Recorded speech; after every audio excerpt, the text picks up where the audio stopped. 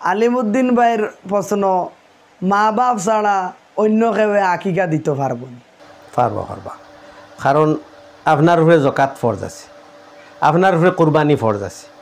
Suppose আপনি আরব থাকুন, মুম্বাইত থাকুন, আপনি কইলা দাদা না টাকু ভাই আমার পক্ষ থাকি একটা বলদ গরু লইয়া বা একটা উপযুক্ত গরু লইয়া যত টাকা লাগে আপনি আমার বাড়িত কুরবানিটা দেওয়াইলাম, বা আপনার বাড়ি ইনো নাই, আপনার বন্ধুরে কইলা, বনি জামাইরে কইলা, বাইরে কইলা, দুস্তরে কইলা, ও আপনার বাড়িত দিয়া দিও, আপনার মহল্লাত দিলেই আমার পক্ষ থাকি আমার নামে কুরবানিটা আদায় করে দিও ওইব। আমার উপরে জকাত ফরজ হয়ে গেছে, ইনো আর আমি মুম্বাই তার ইনোর গরিব দুঃখীরে দিয়ার না, আমি আমার দেশও গরিব দুঃখী বেশি, আমার উপরে জকাত ফরজ হইয়া 5,000 টাকা এবার আমি দেওয়া লাগে বা 10,000 টাকা দেওয়া লাগে, আমার ওইটা আপনি দিলেই উপরে আপনারে দিব। তো অন্যর পক্ষ থাকি জকাত জেলা আদায় করা যায়, অন্যর পক্ষ থাকি কুরবানিও আদায় করা যায়, অন্যর ঋণ জেলা মারা যায়, কোনো অসুবিধা নেই। ওলা আপনার আকিকাও অন্যর পক্ষ থাকি, আমার এক ছেলে হইছে, মেয়ে হইছে, আমি বাড়িয়ে করে নাই, আমার ছেলের আকিকাটা আপনি দিয়া দিও 2 ছাগল দিয়া, আমার মেয়ে একটা হইছে, একটা ছাগল দিয়া খসি দিয়া আপনি আকিকে দিলেইও, এই বন্ধু এ বাবাই হইল, ঠিক আছে আমি দিয়া দিল, কোনো অসুবিধা নেই। এটারে হয় প্রতিনিধিত্ব, আরবিতে হয় নিয়াবত, নাইব বানানি, প্রতিনিধি বানানি, একজনে আরেকজনের স্থলাভিষিক্ত করা, দায়িত্ব অর্পণ করা। আর এটা দুনিয়ার সপ্তাহ আছে, আর এটা দুনিয়ার ব্যবসা বাণিজ্য খায় খারবারও জেলা হয়, শরীয়তের মাসলার মধ্যেও এটা হয়। সাইদুল ইসলাম ভাইয়ের প্রশ্ন, কেউ যদি 77 কিলোমিটার 1 বছরের লাগি যায় তে কতদিন মুসাফিরর নমাজ পড়িত? মুসাফিরর লাগি তো নমাজ 4 রাকাতি নমাজটা হাফ হয়, বাকি সব নমাজ তো তার ফুরাও আছে। সুন্নতে মুআক্কাদাটা নফল হয়ে যায়, সুযোগ সুবিধা হিসাবে পড়লে পড়তো, না পড়লে কোনো গুনাহ নাই। এখন কত হইল, যদি 48 মাইল অর্থাৎ প্রায় 77 কিলোমিটার বা তোরা আশপাশ অতটুকু দূরত্বত একজন মানুষ গেল গিয়া, তখন হে মুসাফির। এখন হে মুসাফিরের অবস্থা তো হাফ নমাজ পড়িত, 4 রাকাতের নমাজের অর্ধেক পড়িত। ইনো 2টা কথা হয়ে যায়, যদি হিনো গিয়া হে সময়ও 15 দিন রোয়ার নিয়ত করিলায় যে আমি হিনো যে খামর লাগি যাইয়ার বা ভ্রমণের লাগি যাইয়ার বা ডাক্তারের কাছে যাইয়ার সময়ও আমি ডাক্তারের ই ডেট পাইতে হইতে সময় 15-20 দিন আমার থাকা লাগবে। হয়তো বাড়ির থাকি জানলো বা হনো গিয়া জানলো আমার সময়ও 15 দিন আমি থাকা লাগবো বা 15 দিন থাকি উর্দে, তখন তো হে মুকিম হয়ে গেল, মুকিমর নমাজ পড়িত। আর যদি এমন অবস্থা থে যায় 77 কিলোমিটার প্রায় অতটুক দূরত্বত গেছে কি, ওইলে যে খামর লাগি হে গেছে ই খাম হয়তো আইজ হইব, খাই লইব না ফুরু হইব, 2-4 দিন 5 দিন 7 দিনের ভিতরে ওই যাইব, ওলা একটা পরিস্থিতি থে আছে। এই খামটা ওই যাইব, এই খামর লাগি 15 দিন লোয়া লাগতো না।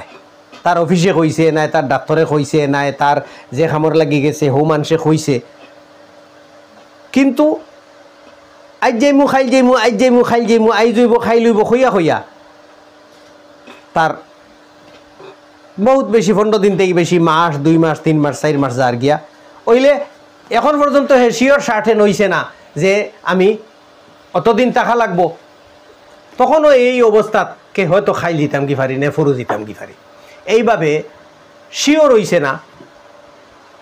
এমত অবস্থাত ইমান সে মুসাফিরি নমাজ পড়িতে পারবো। আর যেদিন হে শিওর হয়ে যাব তখন তাকে আর মুসাফিরি পড়িতে পারত। শাহাদত লস্কর ভাইয়ের প্রশ্ন, মোহর টেকা নিযুক্তি করা হয়, পরে সোনা রূপা দিলে মোহর আদায় হইবনি? কোনো অসুবিধা নাই। টেকা ধার্য করা হয়েছে 1 লাখ টাকাও বলা, সাপোজ এখন 1 লাখ টাকার পরিবর্তে তারা অলংকার দিলেইলা, দিয়া কইলা আপনার আর 1 লাখ টাকার অলংকার আমরা দিলেইছি, ও 3 তোলা সোনা দিলেইছি। 3 তোলা সোনা যদি 30,000 করি হয়, 3 3 90, সাপোজ আর 10,000 টাকা বানা আপনার আর মোহর আদায় হয়ে গেছে। মোহর দিতাম আছিল, নগদ টাকা দিতাম আছিল, 100 মন দান দিলেইছি, না মাটি 1 বিঘা দিলেইছি, না জার্সি গাই 2টা দিলেইছি, সাপোজ যে একটা মোহরর বিনিময় হয়ে যায় আর বেটির পক্ষ রাজি হয়ে যায়, বেটিও হয় ঠিক আছে নগদ টাকা দিতে পারদা না, আমার জিনিস দিলেইছুন, আমি এটা বেশি পয়সা বাইর করে লিব বা এটা আমার ব্যবহারও লাগাই দিব, তো ঠিক আছে কোনো অসুবিধা নেই। মোহাম্মদ জমিল আহমদ ভাইয়ের প্রশ্ন, অজুর সময় আটু বার হইলে অজু হইবনি? যে বক্তব্য পড়িলায় যে 8 বাতে বা 10 বাতে অজু যায়, সেও করে লম্বা করিয়া 10টা বানাইছেন আর সেও শর্ট করিয়া 8টা বানাইছেন, যে 8 জিনিসে বা 10 জিনিসে অজুরে ভঙ্গ করে, তারটা কি একটা নাই যে শরীরের কোনো অঙ্গ বাহির হইলে উজু যায়? উজু করার বাদে আখটা আপনার লুঙ্গি সারাখানো খুলিয়া পড়ি গেল, করদনি ছিঁড়ি গেল, হ্যাঁ সারা আপনি উলঙ্গ হয়ে গেলে, আবার লগে লগে আপনি কাপড় পিন্ধি লইলা, আপনার উজু গেছে কিনি? উজু গেছে না। উজু ভঙ্গকারী যেগুলা বস্তু আছে 8টা বা 10টা, এই বস্তু অকল থাকি কোনো একটা বস্তু যতবিল পর্যন্ত সংগঠিত হইব না অতবিল পর্যন্ত আপনার উজু আছে। এক মানুষ উলঙ্গ অবস্থাত নমাজ পড়িতে পারে, শরীয়তর হুকুম আছে যদি আপনি কাপড় ভাওনা উলঙ্গ থাকো তবুও নমাজ মাফ নাই। আপনি এমন এক জায়গাতে আসলে ফ্লাডে আপনারে হাতরিয়া ফাড়ি দিছ আর আপনার সারা কাপড় চিড়িয়া ফ্লাডর হুতে লইয়া গেছে গিয়া, তুফানে আপনার সারা কাপড় লইয়া গেছে গিয়া, দুশ্মনে টানিয়া শেষাইয়া আপনার সারা কাপড় ফাড়ি লিস, এর বাদে তোরা নিরাপদ জায়গাতে আপনি আইয়া পৌঁছিস, আপনি জাতকুল উলঙ্গ, তখনও নমাজ মাফ নাই, আপনি নমাজ পড়িতে। এখন আপনি উজু করিয়া আইসো, আপনি পাক আসো, এখন আপনি উলঙ্গ, আপনার শরীর সারা উলঙ্গ, তে আপনার উজু, আপনার এই কথা হিসাবে তো আপনার উজু রইছে না।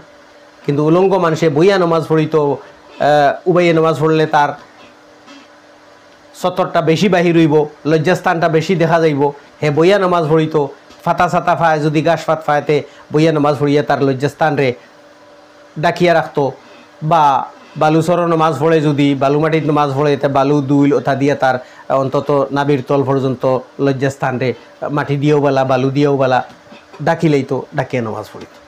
তে এতে এর দ্বারা বোঝা গেল যে উলঙ্গ অবস্থা তো নমাজ পড়তে লাগে, তে নমাজ তো আপনি পাক অবস্থাত উজু করিয়া পড়িবা, উলঙ্গ অবস্থাত যদি উজু করনেওয়ালা মানুষ উলঙ্গ অবস্থাত নমাজ পড়ে তে তার উলঙ্গ অবস্থা তো উজু যার না, এর লাগে উজু ভঙ্গকারী বস্তুর মধ্যে উলঙ্গ হওয়ার লগে কোনো সম্পর্ক নাই।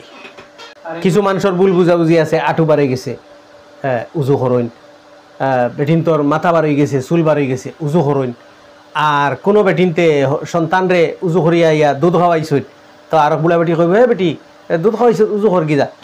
শরীর থাকি কোনো নাপাক বস্তু যদি বাহির হয়, যেমন আপনি পেশাব করছেন, পায়খানা করছেন, রক্ত বাহির হয়েছে, ফুজফানি বাহির হয়েছে, তখন আপনার উজু যাইব। আর দুধ একটা পবিত্র বস্তু, এটা আপনার শরীর থাকি বাহির হয়েছে, সন্তানে খাইছে, এটার দ্বারা উজু যায় না। আরিফুল ইসলাম ভাইয়ের প্রশ্ন হইল, গরু ছাগল খসি দেবা যাই যাচ্ছে? কষ্ট হইলেও এইটা শরীয়তে জায়েজ করছে, এটাত বহুত ফায়দা আছে। গরু ছাগলের স্বাস্থ্যর লাগিও ফায়দা আছে, মালিকর লাগিও ফায়দা আছে। আর একটা খসি আর একটা আনা খসির মধ্যে বেশ কম দাম, বেশ কম আছে। একটা ফাটা আর একটা খসির দামও ফাই ডিফারেন্স।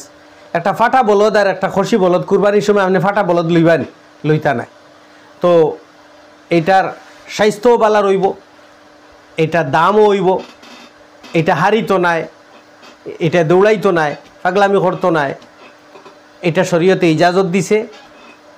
এটা এইভাবে যেভাবে অপারেশন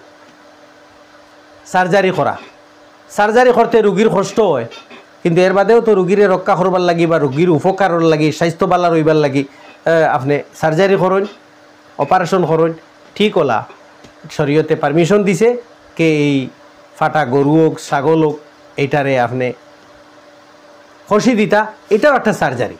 এটা পশু ডাক্তারে এটা অপারেশন করে নেন, তার যন্ত্র দিয়ে করে যে একটাও করে, একটার একটা সার্জারি হওয়া, একটাও একটা অপারেশন, এটা যাই আছে। যদিও সাময়িকভাবে তার তোরা কষ্ট হয়, এই রুগীরও কষ্ট হয়, রুগীর এনেস্থেসিয়া মারা হয়, এর বাদেও রুগিয়ে চিল্লায় কান্দে, কিন্তু এইদিকে লক্ষ্য করলে তো আর রুগীরে রক্ষা করা যাইতো না বা রুগীর উপকার করা যাইতো না।